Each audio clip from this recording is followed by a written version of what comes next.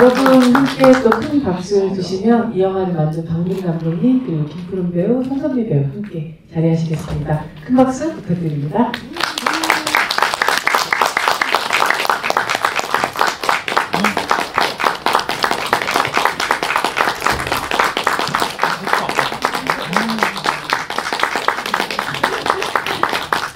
저희 마이크가 3개이어가지고 이렇게 두 배우님께서 나눠서 쓰시고 이렇게 해주시면 될 것 같아요. 사실 토요일 이 시간이라면 되게 밖에 나가서 가을을 만끽하고 계셔야 될 시간인데 이 영화를 만끽하시기 위해서 오신 관객분들에게 감독님부터 인사 말씀 부탁드립니다. 네, 안녕하세요. 생명의 은인 연출한 박미리입니다. 네, 이렇게 주말에 시간 내서 보러 와주셔서 정말 너무 감사드리고요. 오늘 이 자리는 저도 너무 기대했던 자리라서 끝까지 좋은 시간 보냈으면 좋겠습니다. 감사합니다. 영화 보시고 나서 바로 나가시는 분들도 계셨을 텐데 여기 남아가지고 저희 기다려주셔서 너무 감사드립니다. 오늘 진우이가 여러분들한테 뜻깊은 시간이 되었으면 좋겠습니다. 와주셔서 너무 감사드립니다. 네, 안녕하세요.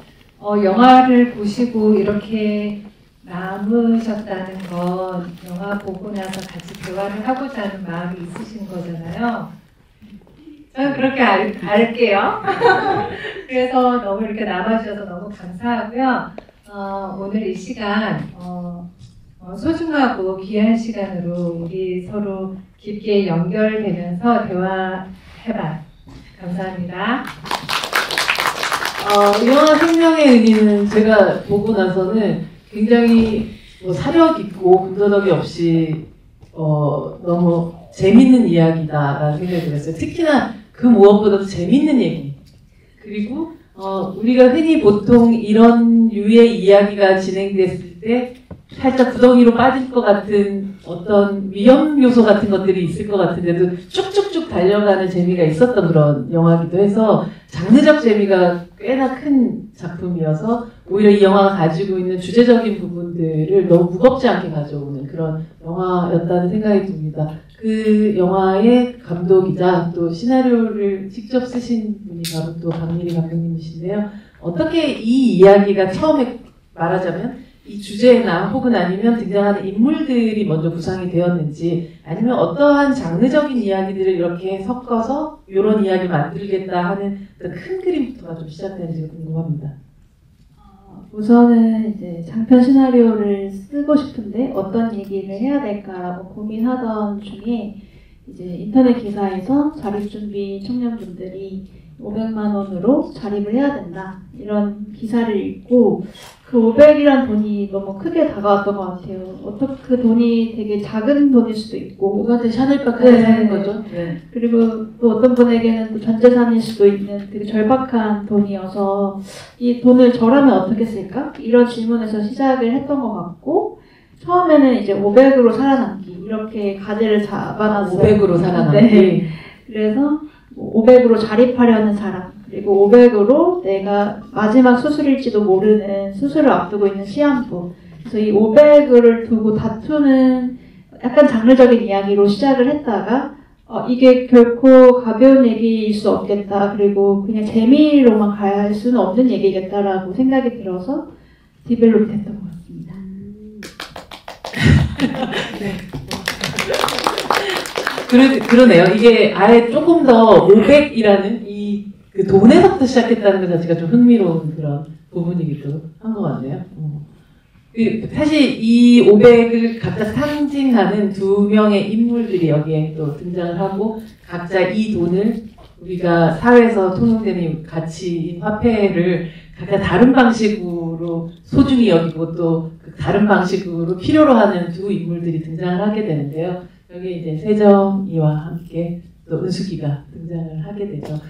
이 두 사람의 캐릭터가 어떻게 서느냐가 이 영화의 굉장히 큰 관건일 것 같고 캐스팅의 과정과 또 사실 이 부분만은 꼭 이 배우한테서 있어야 함께 할 수 있겠다라는 부분들이 있었을 것 같아요. 또 나중에 이제 배우님들까지도 캐스팅에 함께 하시게 된 어떤 과정들까지도 좀 들어봤으면 좋겠습니다. 네, 우선은 이 인물을 쓰고 캐스팅할 때 세정이는 좀 단단한 아이였으면 좋겠다라는 생각을 했었어요. 그러니까 너무 어둡거나 뭔가 너무 처연하기만 한 그런 캐릭터들이 미디어에서 많이 나왔던 것 같고, 너무 아니면 되게 신비화되어 있다고 해야 될까요? 되게 뭐 깡마르고 막 창백하고 이런 느낌의 가난한 여성을 표현하는 그런 기존의 방식이 너무 싫었어서 되게 단단하고 계획적이지만 또 아둔한 면도 있는 그냥 평범한 아이를 만나고 싶었었고, 그래서 자기 생각과 자기 말을 할 수 있는 배우를 찾고 있었는데, 이 푸른 배우는 원래 가사도 쓰고 음악을 만드는 아티스트이기 때문에 자기 생각이 확고한 사람이어서 너무 좋았고요. 네, 그리고 은숙이 같은 경우는 굉장히 좀 모호해야 된다, 잘 안 읽혔으면 좋겠다, 그리고 궁금했으면 좋겠다 라는 그런 저렇게 해맑게 읽고 계신데 그런 걸 추구했었는데, 이제 송선미 배우님이 그동안 보여주셨던 홍상수 감독님 영화에서 많이 뵀던 어떤 되게 신비로운 느낌의 좀 그런 여성들을 잘 표현하시는 것 같았고, 또 평소에 하지 않았던 그런 역할이었기 때문에 제가 새로운 얼굴을 발견하면 너무 재밌을 것 같아가지고 송선미 선배님에게도 시나리오를 드리게 되었습니다. 뭐 보통 이게 준비하는 과정부터 해서 한 1년 넘게 걸렸다고 아까 저희가 들어오기 전에 푸른 배우님한테 듣기도 했었는데, 말씀드렸었던 것처럼 어떻게 또 이 시나리오에 또 합류하게 됐는지 그 과정 한번 좀 들어볼게요. 네. 준비 과정에서 처음에 저는 오디션을 보고 감독님을 처음 뵙게 됐어요. 그때 제가 오디션을 준비를 하면서 이제 대본을 딱 온 걸 읽어봤는데, 처음에는 이렇게 잔잔한 가족 성장 드라마구나 하면서 초반에 읽다가 대본을 다 읽고 나서 펑펑 울었어요. 그 자리에서. 이제 사랑을 다루는 여러 모습으로 존재하는 사랑을 다루는 영화라고 생각을 해서 이거는 꼭 너무너무 참여하고 싶은 영화다라고 생각을 해서 그때 오디션에 갔는데, 세정이라는 캐릭터가 아까 감독님께서 말씀해 주셨던 것처럼 되게 성실하고 자기 일을 사랑하고 좋아하는 친구잖아요. 그래서 되게 열심히 살 것 같고 또 자기 일에 대한 실험 정신도 있을 것 같아서 이제 헤어롤도 열심히 가장 잘 말고 또 자기 머리에도 실험을 할 수 있겠다라고 생각을 했거든요. 그래서 직접 하신 건 아니시죠? 셀프로 했습니다. 진짜? 네. 머릿결이 좋으면은 혜정이가 닿지 않겠구나라고 생각을 해서 푸석푸석하고 조금 이제 펄이 만들어져 있는 머리를 생각을 해서 제가 집에서 셀프로 펌을 했는데 펌을 하고 있던 시간이 너무 길어져 버리는 바람에 머리가 잔뜩 상해서 지금 아직까지 묶고가 안 되었습니다. 그런 일화가 있네요. 네. 저는 이제 처음에 시나리오를 받고 어쨌든 누군가가 이 세상을 떠나니까 슬픈 얘기기는 한데 이런 얘기 좀 있잖아. 그냥 좀 상투적인 그런데 은숙이라는 캐릭터는 되게 매력 있네. 하고 싶다 이런 생각이 들었어요. 그리고 이제 제가 계속 연기를 하고 시나리오가 수정되는 과정을 계속 보면서 그냥 이게 시나리오에만 있는 것보다 좀 더 많은 걸 의미를 계속 찾고 싶었거든요. 그래서 이제 연기를 할 때도 그렇고 감독님하고 작업할 때 그거에 대한 생각을 되게 많이 했던 것 같아요. 은숙은 세정이에게 어떤 존재여야 하는가, 또는 은숙이 이 세상을 떠날 때 세정이한테 주고 싶은 게 뭐였을까, 그러면 세정이는 앞으로 어떻게 살아갈까, 이런 여러 가지 것들을, 그래서 그런 생각을 되게 많이 했는데 감독님이 저의 마음을 알아주셨는지는 모르겠는데 감독님이 편집을 1년 정도 하시면서 제가 경험하기에는 정말 이렇게 꽃이 확 핀 것처럼 그렇게 영화가 완성이 됐다는 경험을 했어요. 그래서 다른 인터뷰에서도 제가 그런 얘기를 했었는데, 저는 이제 생명의 연인이라는 작품이 아기부터 이렇게 다 고난한 성장 과정을 거쳐서 이렇게 개봉하는, 꽃을 피는 이 시기까지 그 과정을 다 함께 한 것 같아서 되게 애정이 많이 생기고, 그리고 배우로서 또는 20몇 년 동안 내가 이 일을 한 사람으로서 뿌듯하고 그렇습니다. 네. 어쩌면 이렇게 잘 키워서 오늘 이번 주에 이렇게 자립시킨 영화라고 볼 수가 있는 그런 영화네요. 이 김푸른 배우가 연기한 이 세정이라는 이름이 어떤 의미가 있을까 뭐 이런 생각을 잠시 해보기도 했어요. 물론 감독님들이 이름 그냥 제일 쉽게 지으는 경우들도 되게 많이 있지만 미용실 말단 스텝이 제일 많이 하는 일이 머리를 감기는 일이기도 하고 뭔가 깨끗하게 씻어주는 느낌의 이름이기도 한데 혹시 이름에 담긴 뜻이 있을까요? 그냥 저 사실 처음에 이 세정이라는 인물을 쓸 때 그 아이오아이의 그 예전 세정 그분을 처음에 약간 그런 꿋꿋한 약간 이런 이름이 너무 좋다. 저 맑다 되게 저런 사람. 그래가지고 그런 이름만 일단 가져와서 제가 받았던 어떤 인상을 이름에 썼던 것 같습니다. 뭔가 이 모델이 있으니까 머릿속으로 딱 오네요. 그 어떻게 보면 되게 꿋꿋하고 맑고 그러면서 당찬 어떤 느낌 같은 것들이. 프로 배우님은 사실 이 세정이라는 인물 자체가 어떻게 또 구축이 되어갔는지가 좀 궁금한데 일단 확실히 알겠는 건 MBTI J다. 그러나 이 계획형 인간의 허점을 확실하게 보여주는 캐릭터다라는 생각도 들기도 하고. 그렇게 잡으신 거예요? 네, 이 캐릭터를 앞서도 어떻게 보면 이미지적으로는 얘기를 하셨지만 구체적으로 어떻게 또 만들어 나가셨는지가 궁금합니다. 구체적으로 만들어 나갔다기보다는 제 사실 성격 자체가 세정이랑 많이 닮은 면이 있어요. 아마 그걸 보시고 감독님께서 저를 캐스팅해 주셨다고 생각을 하는데 저는 INFP입니다. J는 아니고요. 놀랍게도 J인 척하느라 고생 많이 했습니다.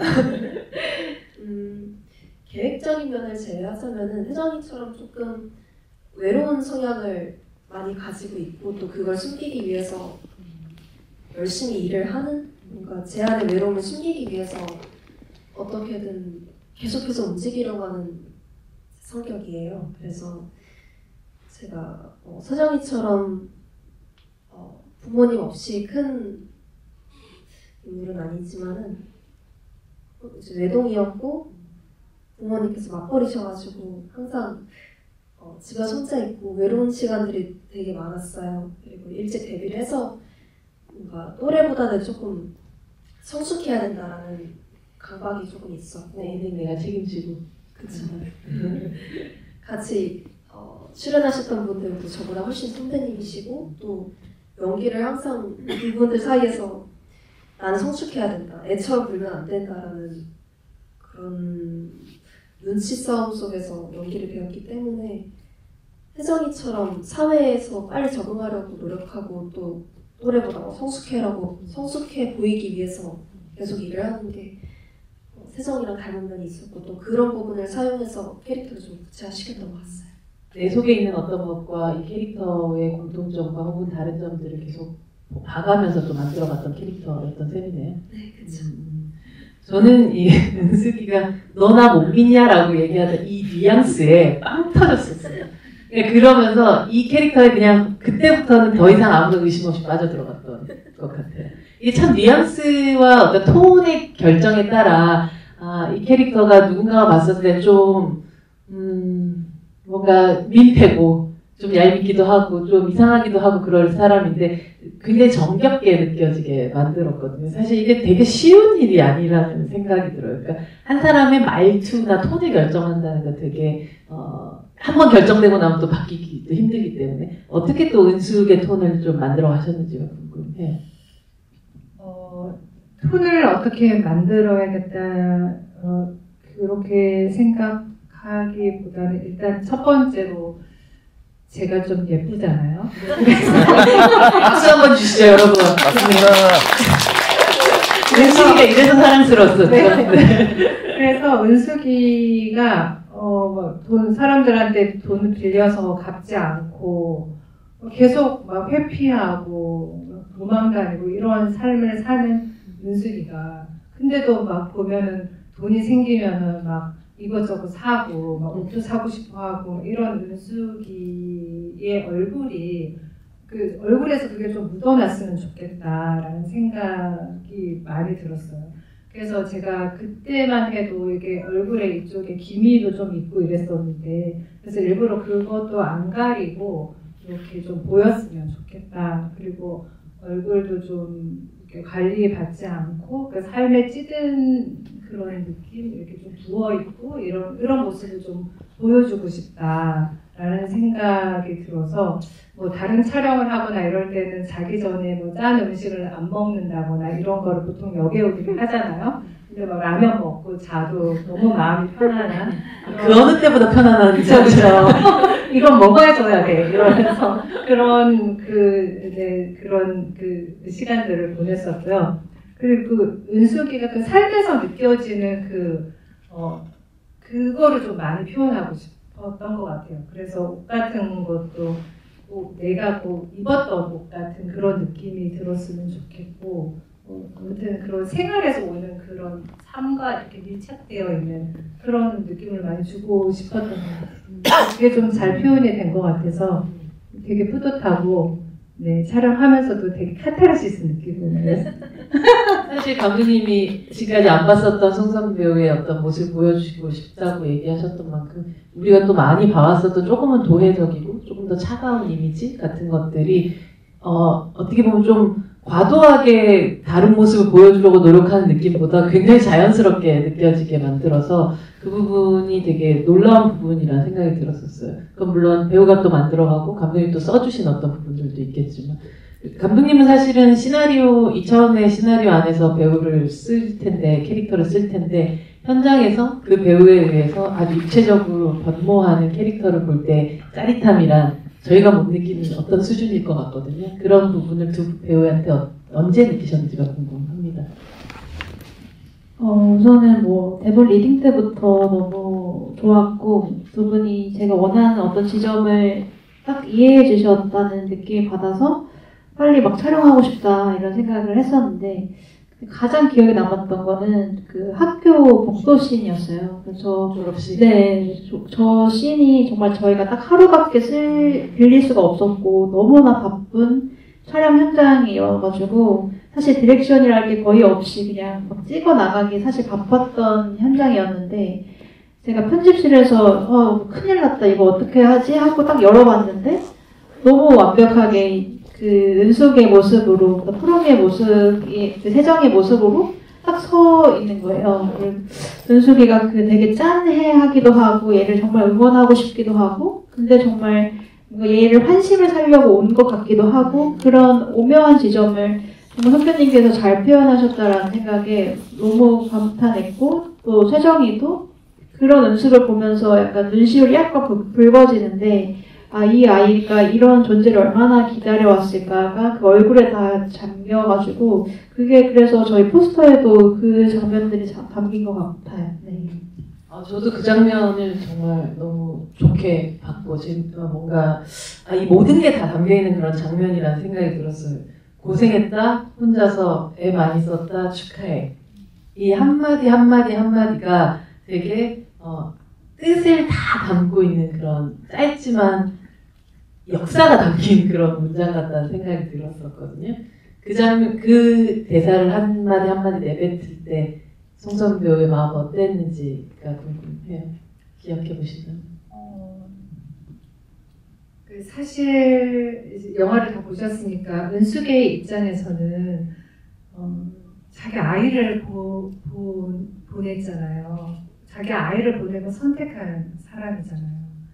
근데 만약에 저라면 이 친구를 이 세정에 대한 사랑이나 애정이 생길수록 제 딸에 대한 진짜 딸 하늘나라에 가 있는 딸에 대한 죄책감이 같이 올라올 것 같다는 생각이 많이 들었거든요. 그래서 그거를 그 지점에서 연기를 하면 너무 이게 딥해지고 깊어지고 근데 시청자 관객분들은 모르는 아직은 모르는 그런 지점이고 그리고 사실 진짜 어떤 슬픈 일을 겪은 사람은 삶을 진짜 슬프게 살 것 같은데, 저도 사실 겪어봤는데 그렇게 사실 슬프게 살지 않거든요. 생각보다 되게 코미디적인 또는 희극적인 부분이 많은 것 같아요, 삶에서. 그래서 그렇게 표현할 수 있지 않았나 하는 생각도 들어요. 그리고 또 감독님이 잘 잡아주셨어요. 제가 감정적으로 좀 깊어지거나 이럴 때 감독님이 굉장히 잘 잡아주셨어요.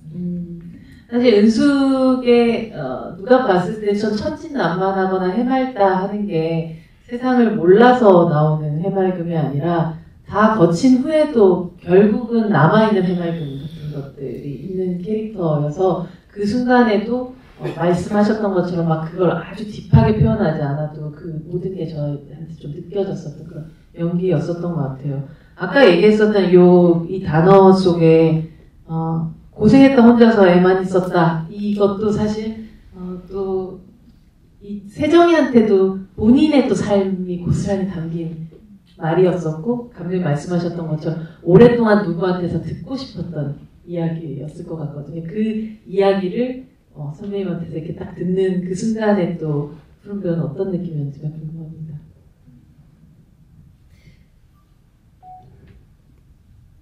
저는 아까 말씀해 주셨던 것처럼 본래 이제 불신이 80%고 치근함이 20%였던 감정이었다면은 그 퍼센트가 갑자기 급격하게 이 사람을 믿고 싶어지는 쪽으로 발동을 했다고 생각을 해요. 왜냐면은 항상 이제 영화 앞에서도 사진 찍을 때도 보이는 거지만 딱 남들은 이제 졸업사진 딱 찍고 나면 다들 꽃다발을 쥐어주는 부모님들이 계시고 친구들이 있고 와서 막 같이 밥 먹으러 가자. 졸업식 끝나고 짜장면 먹으러 가야 되잖아요. 근데 혜정이한테는 그럴 가족이 없고 또 그럴 수 있는 뭔가 가정이 없다는 게 되게 슬펐던 것 같아요. 그래서 이제 그나마 옆에서 항상 늘 챙겨주는 연주 친구가 있는데 연주를 살짝 배신 아닌 배신을 하고 항상 늘 받고 싶었고 그렇기 때문에 그 늘 외면해왔던 감정을 은숙이 등장을 하면서 나도 이제 이렇게 사랑을 받아도 괜찮은 걸까? 근데 사랑해주겠다는 사람이 있는데 내가 감히 그거를 외면해도 괜찮은 걸까? 이제는 사랑받아도 되지 않을까라는 자신 안에서 이루어지는 그런 또 의심이 있었을 것 같아요. 말씀하셨던 어떤 믿음과 의심의 퍼센테이지가 오고 가고 하는 걸 똑같이 관객들도 확실히 느끼게 됐던 것 같아요. 처음 딱 등장하자마자 이건 누가 봐도 그냥 사기꾼 같은 느낌이잖아요. 누가 봐도 이거는 그냥 어떤 저건 사기치러 왔구나 그냥 이런 느낌이 들다가 점점 아닌가 하는 그런 믿음으로 막 기우는 어떤 순간에 아주 결정타가 딱 그 졸업식 장면이었었던 것 같고, 그럼에도 불구하고 계속적인 또 의심을 또 품고 있는 마음이라는 게 또 있게 되고, 이것들이 엎치락뒤치락하는 게 이 영화의 가장 큰 어떻게 보면 긴장의 요소였던 것 같아요, 장르적으로. 예. 근데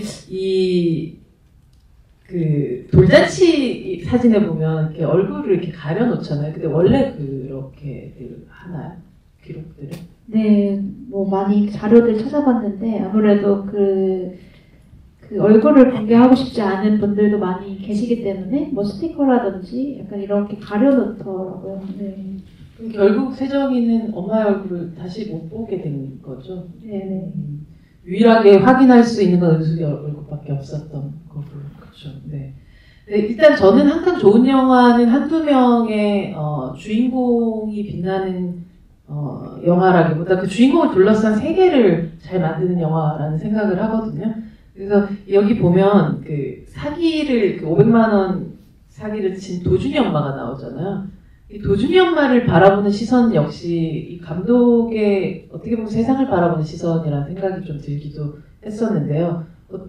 누군가가 봤을 때 모텔 앞에서 기다리고 있는 이 피해자들한테 은숙이도 딱 그런 짓을 한 거긴 하잖아요. 그들 얘기를 또 다 들어보면 다 사정들이 있었을 테고, 그치? 얼마를 또 그렇게 사기를 쳤는지 모르겠지만, 이 도준이 엄마라는 이 캐릭터를 등장시킨, 그리고 그냥 단순히 사기범으로 끝내버리는 게 아니라 그의 이렇게 보면 삶도 관객들 앞으로 또 끌고 들어와 주는 감독님의 또 이유가 있었을 것 같아요. 우선은 그 도준이 엄마는 처음에는 정말 그냥 하나의 장치로 생각했던 캐릭터였었는데 그를 계속 고치다 보니까 이 도준이 엄마가 그 은숙의 과거의 모습일 수 있겠다. 은숙이도 저렇게 살았을 수도 있겠다.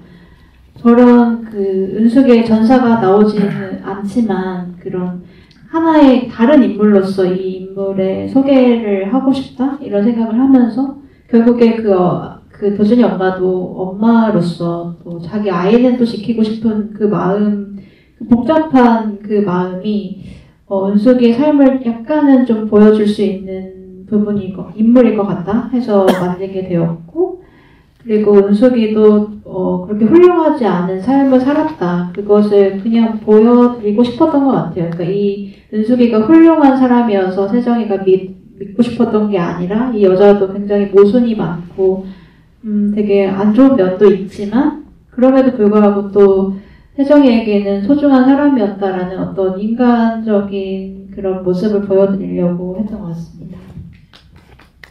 말씀하셨던 것처럼 그 은숙의 과거가 구체적으로 드러나지 않기 때문에 오히려 이 영화 속에서는 다른 인물들을 통해서 은숙을 우리가 느끼게끔 만들어준 부분이 꽤 있었던 것 같아요. 말씀드렸었던 그 도준이 엄마도 마찬가지지만 어쩌면 이 세정이와 연주의 이 페어가 과거의 세정이 엄마하고 은숙의 현재적인 페어로 존재하고 있다는 느낌도 받았었거든요.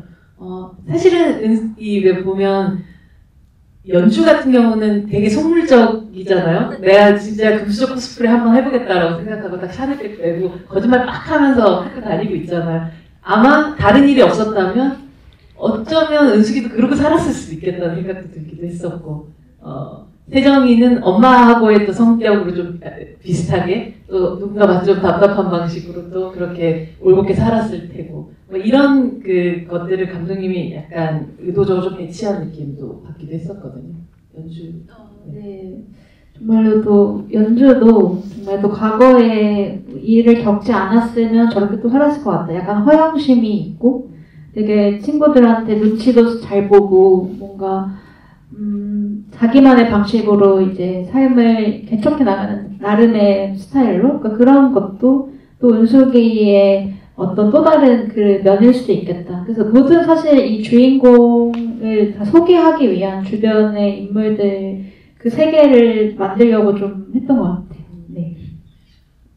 이 엄마가 남긴 육아일기의 끝에 쓰여진 그 글은 은숙이가 쓴 거죠. 네. 그 글 자체가 비슷해가지고 제가 사실 잠시 혼자 진짜 엄마가 혼자 잠시 혼자 생각을 하는 이상한 그걸 하기도 했었는데 그 글을 쓸 때 은숙의 마음은 어땠을까가 궁금했어요.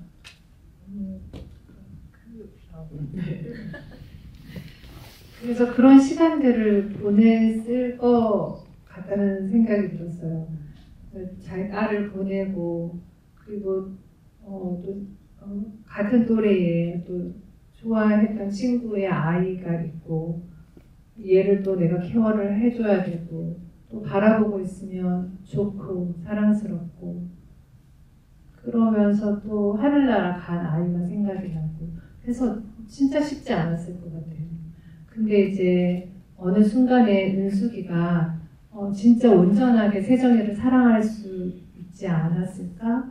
마지막에 이제 하늘나라 가기 전에는 세정이를 정말 어떤 죄책감, 후회, 이런 슬픔을 다 그냥 내려놓고 온전히 세정이의 미래를 위해서 온전히 세정이에게 사랑을 줄 수 있지 않았을까 하는 생각이 들었어요. 은숙의 의도가 처음과 끝이 달라졌다고 생각하세요? 아니면 처음부터 그런 마음으로 왔을까요? 아니면 처음엔 진짜 한번 땡기고 내가 수술비 한번 쓰고 가겠다고 생각했던 건지. 글쎄요, 제가 누군가한테 그렇게 사기를 쳐본 적이 없어가지고 그 디테일한 마음은 잘 모르겠으나 그냥 짐작을 해봤을 때는 이게 그냥 매 순간 굉장히 왔다 갔다 했을 것 같아요. 근데 왜냐하면 세정이를 좋아하지 않거나 세정이를 사랑하지 않는 게 아니고 또 얘 입장에서는 돈이 필요한 상황이고 이런 상황들이 계속 생기니까 오고는 싶었던 거죠. 사실 그게 그걸 있었어요. 네, 그 얘기를 세정이가 인터뷰에서 하잖아요. 한 번은 보고 싶다. 그 얘기를 했을 때 나도 이렇게 생각했을 것 같아요. 근데 간 김에 돈 얘기도 좀 해보고 주면 좋고 안 주면 여러 가지 되게 힘들었을 것 같아요. 하지만 어느 순간 그 마음이 바뀌고 결국은 수술 포기하고 그걸 남기고 가겠다는 생각으로 바뀌게 됐었던 결정적인 서서히도 있을 수 있겠지만 네. 같이 살면서 어느 순간 그런 결심을 하지 않았을까. 글쎄요, 어느 지점이었을까요? 삼겹살을 볼 때? 아니면 도준이 엄마에게 협박할 때? 우리 애도 우리 애도 그 얘기도 우리 애라는 말이 딱 나올 때 진짜 저도 그렇게 생각하기도 했었어요. 세정이는 어땠나요? 어느 순간에 하고 싶은 말이 있었어요? 네. 감사합니다. 사실 저희 엄마가 저를 키우실 때 제가 초등학생이 되기 전까지 모성애가 안 생기셨다고 저한테 말씀하신 적이 있어요. 근데 제가 초등학교 입학하고 나서부터 친구들한테 좀 괴롭힘을 심하게 당했었거든요. 근데 그때 제가 그걸 꼭꼭꼭 참다가 결국 엄마한테 말씀을 드렸어요. 창피해서 말을 못하고 있다가 그때 엄마가 그거를 이제 선생님한테 따지기 위해서 학교로 이제 화가 잔뜩 난 데 찾아가서 저를 대부분 계속 하셨는데 그때 누가 감히 우리 딸을 건드렸어라는 마음에서 모성애가 튀어나오는 감히 우리 딸을 그래서 그때 자기 딸을 지키는 그 순간에서 모성애가 나온다고 엄마는 말씀하셨어요. 그때부터 저를 사랑하게 되셨대요. 근데 그 모습이 뭔가 영화 속에서 우리 애도 혜정이도 내 자식이야라고 우리 자식도 내 자식도 소중해라고 말하는 게 그때 은숙이가 혜정을 놓지 못할 정도로 사랑하는 순간이었겠구나라고 생각했습니다. 조금 더 명확하게 얘기하면 사랑하는 순간인 게보다는 이미 사랑했는데 그걸 스스로 인지하는 거. 그러니까 엄마도 분명히 너를 사랑하고 있었지. 본인은 사랑하는지 모르고 있다가 그런 일이 생겨서 누가 내 딸 건드려 할 때 내가 이렇게까지 사랑했나 그렇게 짐작이 됩니다. 또 주변부 인물에서 중요한 또 우리 전 남친께서 등장을 하시잖아요. 허정도 배우 저는 너무 좋아하는 배우기도 하지만 여기서 또 이 순정의 연하미 부부 이 캐릭터를 어떻게 보면 조금 튈 수도 있을 만큼 좀 느닷없는 캐릭터이긴 한데 그걸 굉장히 자연스럽게 녹여버린 또 이 배우의 힘이었던 것 같아요. 어떠셨어요? 함께 또 어떻게 하시게 됐는지. 네, 정말 말씀하신 것처럼 되게 후반부에 갑자기 튀어나와야 되는 인물이기 때문에 조금 되게 뭐랄까 현실적인 면을 놓치면 안 된다고 생각을 했었어요. 그래서 허정도 배우님을 제가 이제 안판석 감독님 그 드라마 속에서 풍문으로 시작해서 많이 봤었는데 그때 정말 저 사람 어디 살고 있나? 막 이런 생각 들고 되게 연기 같지 않고 자기 말투로 막 하시잖아요. 그러니까 어디서도 본 적 없는 그런 연기를 하셨어서 되게 리얼리즘을 딱 살려주신다 이런 생각을 들었고 또 되게 이 영화의 환기와 어떤 리듬을 바꿔줘야 되기 때문에 되게 믿음직한 어떤 얼굴이 있어야겠다. 그리고 그래서 이제 허정도 배우님이 평소에도 굉장히 올곧으신 그런 분이셔서 그런 면이 그냥 잘 담기면 좋겠다라고 생각했던 것 같습니다.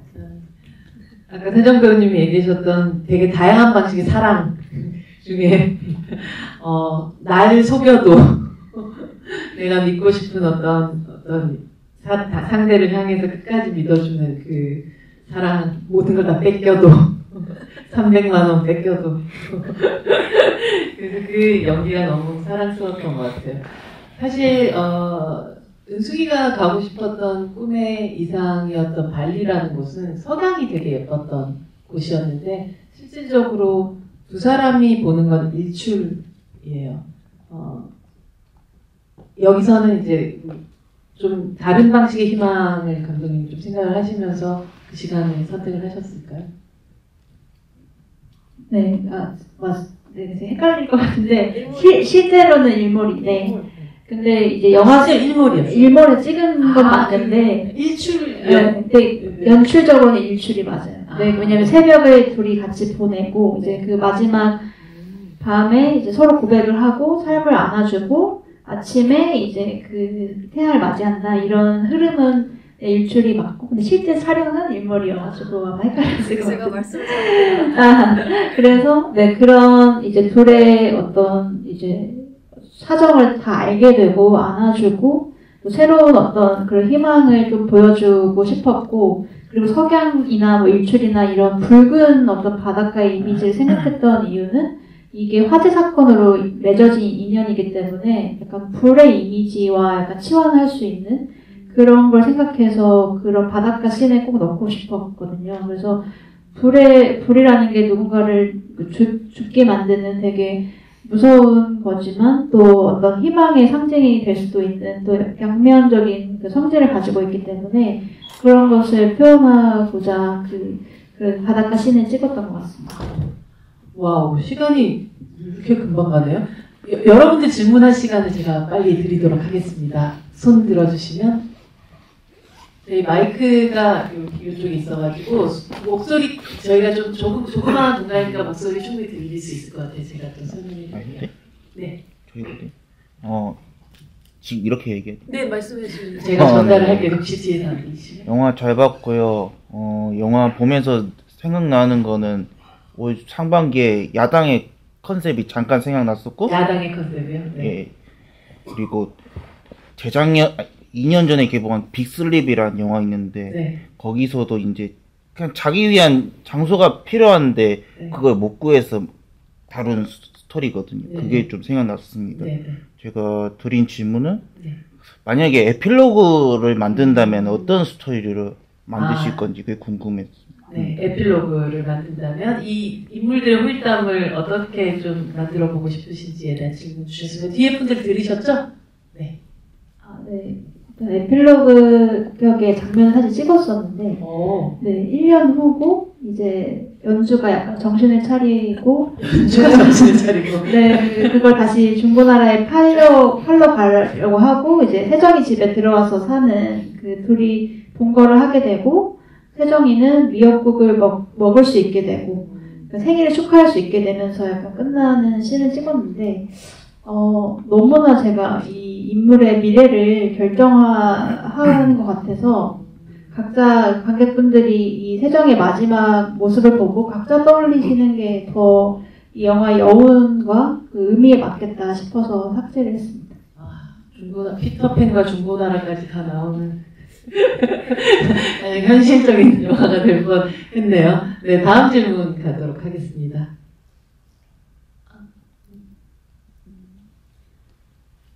네, 여기로 갈게요. 네. 처음에는 이제 은숙이 세정을 2년 정도 키웠었는데 그 뒤로 이제 보육원에 맡겨진 그런 것들이 나오질 않았지만은 마지막에 이제 육아일지를 보면서 다시 세정이 생일이 왔는데 미안해 세정아, 나는 아무것도 잊지 못했어. 그런 것 때문에 그 2년 후에 그 세정이를 보육원에 맡길 수밖에 없지 않았나, 그런 그냥 예상을 하고 있는데 제 예상이 맞는지 좀. 정확하시고요. 그러니까 어쨌든 은숙이도 너무 마음이 복잡했을 것 같고, 또 세정이로서만 온전히 사랑하기 어려운 마음이 처해서 이 아이를 보내줘야겠다라고 생각했을 것 같습니다. 근데 그 사이에 은숙이는 세정이가 혹시 어떻게 지내고 있는지를 전혀 몰랐을까요? 왜냐하면 이 여성은 인터넷에 굉장히 능하시고 자료조사 및 뭐 싸이월드 시절부터 시작해서 네이버 블로그까지 모든 것들을 다 이렇게 능통하신 분이신데 혹시 한번 궁금해하진 않았을까요? 근데 이게 영화에 나오는 장면인지 좀 헷갈리는데 보육원에 가서 자원봉사 같은 거 하러 가서 세정이 머리도 묶어주고 한 사람이 은숙이잖아요. 네네네네. 그러니까 세정이는 그때까지는 그래도 어느 정도 가끔씩 가서 이렇게 한 번씩 했던 것 같아요. 그리고 그 아이의 마음이 어떤지 잘 모르고 있는 상태에서 확실히 도장을 찍어준 게 그 사람 보고 싶다라는 그 인터뷰를 봤기 때문에. 네. 네. 그렇죠. 네. 네. 또 다음 질문으로 가도록 하겠습니다. 네. 생민 어린한테 전 재산을 다 줘야 되는 동의를 하는데 네. 진짜 다 줘야 되나요? 생은이한테 어떻게 그 500만 원이 만약에 나의 생명의 은인이 달라고 했다면 일단은 세정이의 성격상 인터넷에 폐암 수술비 이제 평균적인 금액 검색을 해보고 500에서 1000이면은 그럴 수 있겠구나. 근데 일단은 내 시기상 이렇게 해가지고 이렇게 돈을 쓴 다음에 하려면 어떡하지 하다 보니 털린 거죠. 그래서 선택지가 없었다라고 생각합니다. 근데 은숙이가 달라고 안 해요. 빌려달라고. 저런 얼굴로 지금? 와. 지금 갑자기 은숙이가 나왔어. 난 달라고 한 적 없어. 근데 나중에 이제 세정이한테 주게 되는 집은 그러면 그 모텔 앞에서 기다리고 계시던 그 많은 분들은 피땀 눈물이 함께 있는 걸까요? 그래서 제 지인분들이 왔는데 끝나고 치킨집에 갔는데 다 한다는 얘기가 그래서 그 사람들 돈을 모아서 전세야 월세야 명의가 누구 명의로 되어 있는 거야 이걸 막 물으시더라고요. 감독님께 물어봐야겠는데요. 네. 이게 약간 오해의 어떤 소지가 너무 있을 것 같은데 사실 저 모든 돈을 모아서 해준 건 아니고 세정이의 돈 딱 500만 원을 처음으로 쓰지 않고 그것을 온전히 돌려준 그 집이다라고 생각했었고 이제 나머지 분들에게 빌린 돈은 야금야금 다 썼을 것이고 근데 처음으로 자기에게 이제 사기를 치지 않은 거죠. 그러니까 은숙이의 어떻게 보면 성장이다. 다른 선택을 한 마지막 선택이었고, 네, 그렇습니다. 네, 또 다음 질문으로 가겠습니다. 네. 저는 좀 비교적 간단한 질문이기는 한데요. 네네. 그 은숙이 네. 식당에서 화상을 보여줬었잖아요. 근데 그 이후에 세정도 화상을 입는 장면이 나왔는데 그 화상을 한번 그 손 씻으면서 한 번 더 인서트로 잡아주셨더라고요. 뭔가 이걸로 뭔가 특별하게 보여주고 싶으셨던 부분이 정확하게 뭐가 있었는지가 궁금했습니다. 뒤에 분들 다 들리셨나요? 화상 장면에 대한 질문이셨어요. 네. 네, 뭐 되게 잘 봐주신 것 같은데, 네, 그 서로에게 비슷한 어떤 상처가 생기고 그것을 약간 치유한다라는 그런 연결고리로 이 고데기에 손을 대는 장면을 이렇게 만들게 된 것 같습니다. 고데기 그거 떨어진다고 새로 사라는 거 정말 좀 그 정도 떨어진다고 고데기가 망가지지 않거든요. 정말. 네, 또 다음 질문으로 가도록 하겠습니다. 네, 여기서 웅성웅성 하시는 분들 중에서 혹시 왜 고개를 숙이세요? 용기를 내세요. 네. 집에 가서 이불킥 하지 말고 손 들고 질문해 주세요. 질문보다는 그냥 감사하다고. 질문보다는 감사해요. 왜냐면 요새 제가 요거 직전에 세계의 주인 봤거든요. 근데 약간 이런 세상들 속에서 사기꾼들도 연대하면서 살 수 있는 어떤 이렇게 좋은 세상을 꿈꾸게 돼서 사실 제 질문은 그거였거든요. 근데 세정이 사기꾼 돈으로 사는 건 조금 슬픈데 이랬는데 그거는 또 아니었어서 그러니까요. 다행이네요. 네. 아, 이미 의문이 풀리셔가지고, 원래 질문을 품고 있으셨지만, 어쨌든 세정이가 가지고 있는 돈은 본인의 자립금 500만 원이었다는, 돌고 돌아 결국은 자기에게 온 자기 돈이었다는. 그래서 뭐 떳떳하게 그 집을 쓰셔도 되는. 세정이는 되게 그 집을 잘 꾸미고 살았을 것 같아요, 그렇죠? 맞아요. 후반부에 이제 감독님이랑 찍었던 에필로그에서 이제 영화상에서는 안 나오지만 되게 잘 꾸미고 준 이제 은숙이가 준 그 첫 일기장인 거잖아요. 네. 그래서 그거를 자기가 일기장을 매년 썼는데 그 앞에다가 딱 꽂아놔요. 아, 아 그리고 뭔가 말하려고 했는데 뭐였더라? 제가 생각나면 다시 말씀드리도록 하겠습니다. 네, 또 다음, 네, 근데 저는 그 질문해 주시는 게 너무 좋은 게 저희도 시나리오를 보면서 나름 엄청 고민하고 생각하고 해서 하지만 우리가 모든 걸 다 아는 건 아니니까 다 각자의 관점들이 있으니까 저는 생각하지 못한 관점으로 이렇게 얘기를 해주시는 게 너무 좋은 것 같아요. 제가 오히려 감사드립니다. 감사합니다. 네. 네, 혹시 또 질문이 더 있으신 분? 질문한 사람 또 해도 돼요? 그럼요. 네. 네, 말씀해 주세요. 제가 지금 지난 개봉하고 난 뒤에 6일날 그래도 디안자스 집이 봤는데, 근데 보다 보니까 그 감독님이 배우를 설정할 때 그 보통 여성들을 많이 하더라고요.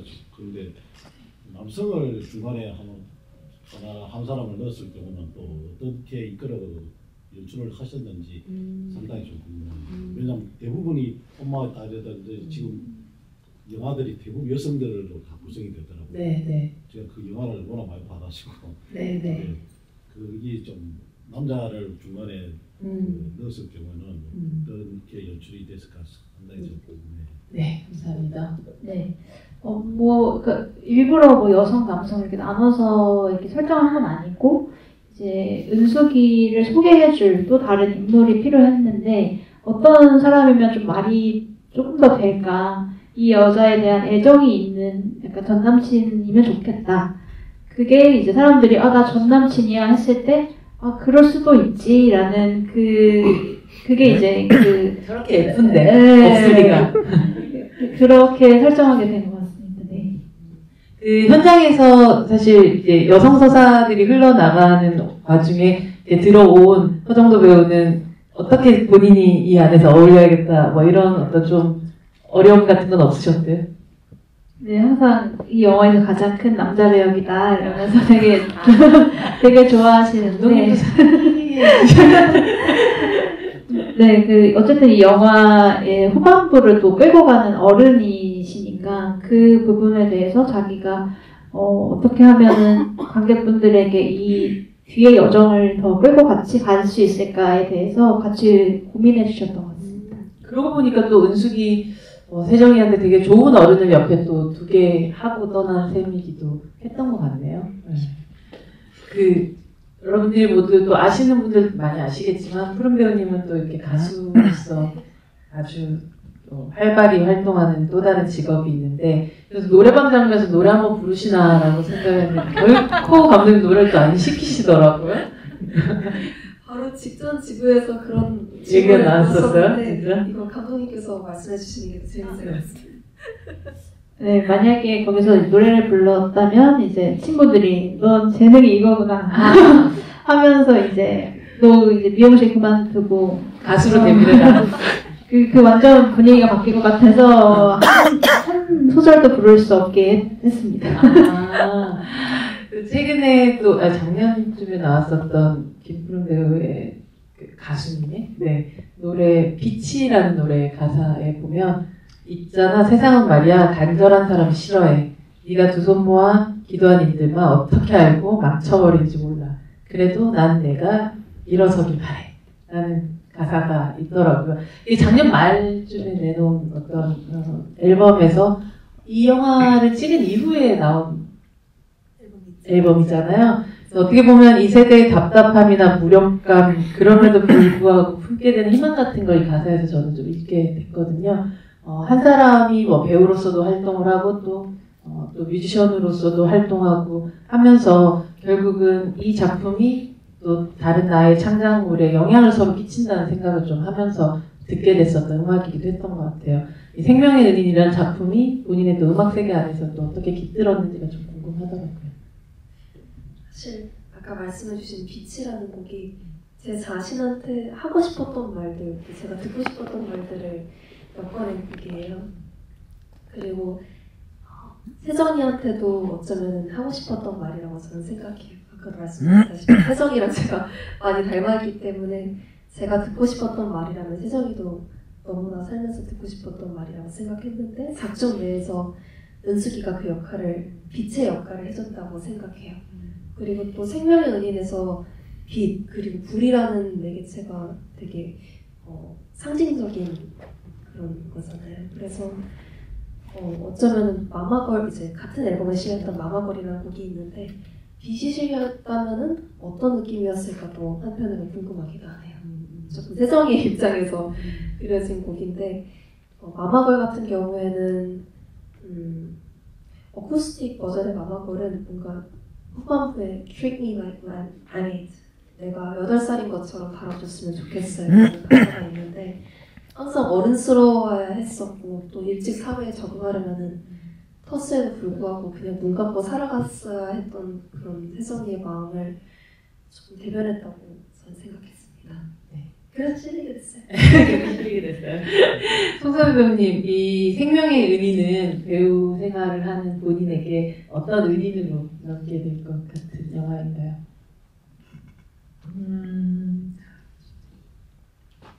열심히 찍었는데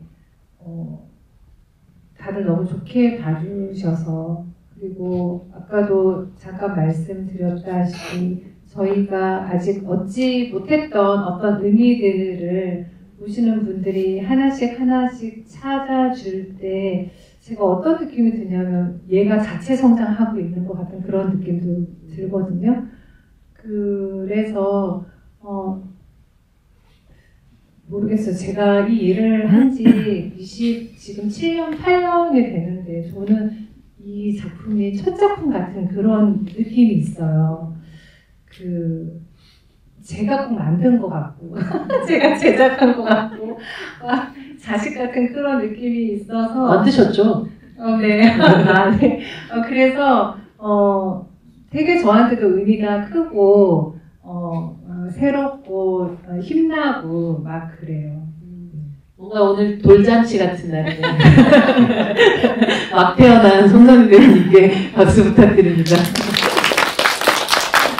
사실 아주 이건 되게 개인적인 이야기인데 저는 박미리 감독님하고 제 생명의 은인이신데 제가 원래 제가 조그맣게 유튜브를 하고 있는데 그 전에 감독님이 이런 영화를 만드신지도 모르는 상태에서 제가 유튜브에 편집을 부탁드린 적이 있었어요. 그래서 한동안 제 유튜브 편집을 해주셨었거든요.